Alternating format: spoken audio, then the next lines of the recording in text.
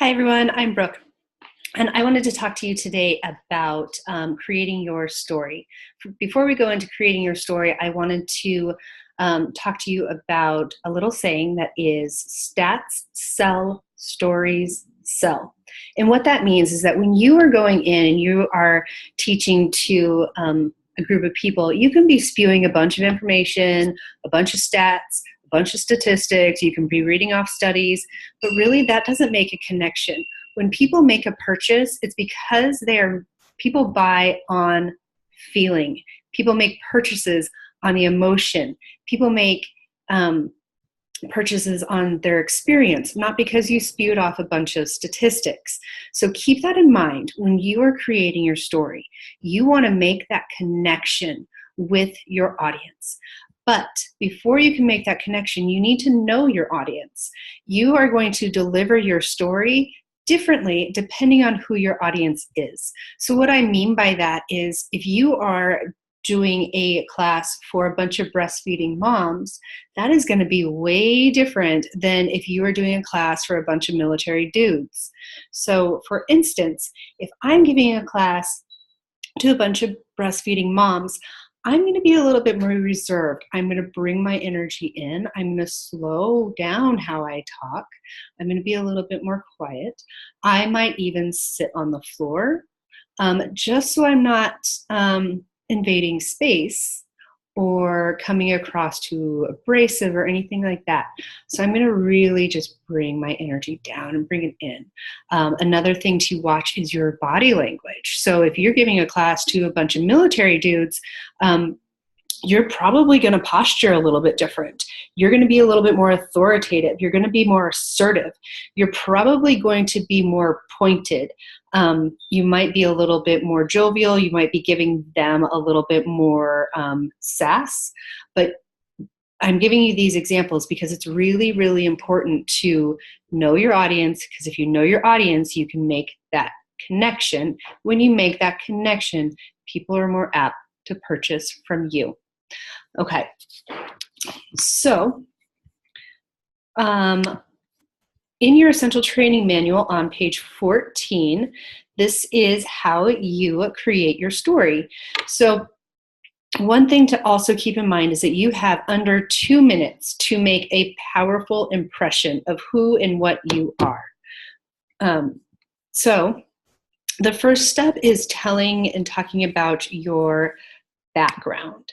So this is going to, okay, so this is your background. This is where you want to talk about who you are. So I would say something like, hi, I'm Brooke. I'm a mother of a vivacious 2-year-old and have been happily married for almost 5 years. I have been in the health and wellness industry for over 18 years as a massage therapist, kettlebell instructor, trauma specialist, and a wellness coach. I got involved with doTERRA when I noticed a common theme among my clients, and that was a lack of feeling empowered to make their own healthcare decisions. Okay, so the second step is, what didn't you like about your life then? What didn't you like before doTERRA touched your life? So for me, I would say something like, on a personal level, though, being self-employed as I was, number one, a slave to the hour.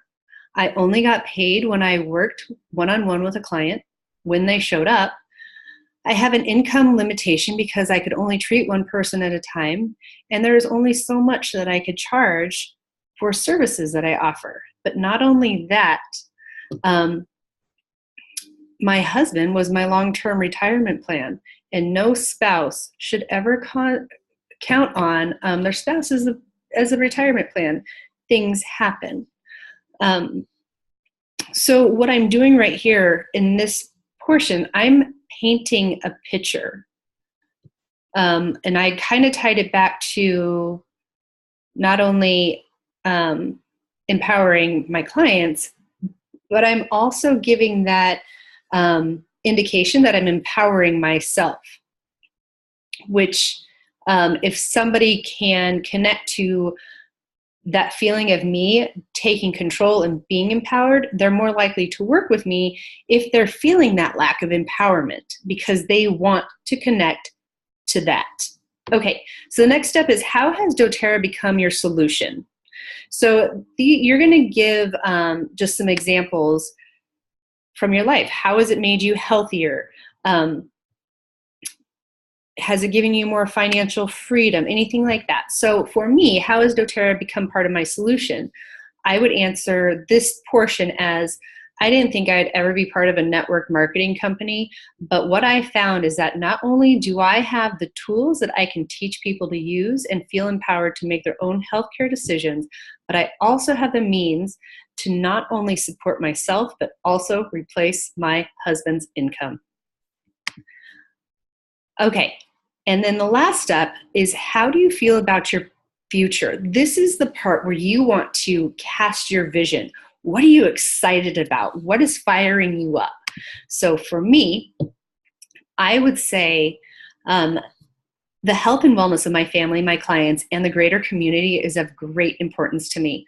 I'm excited to be a part of a movement that is empowering people.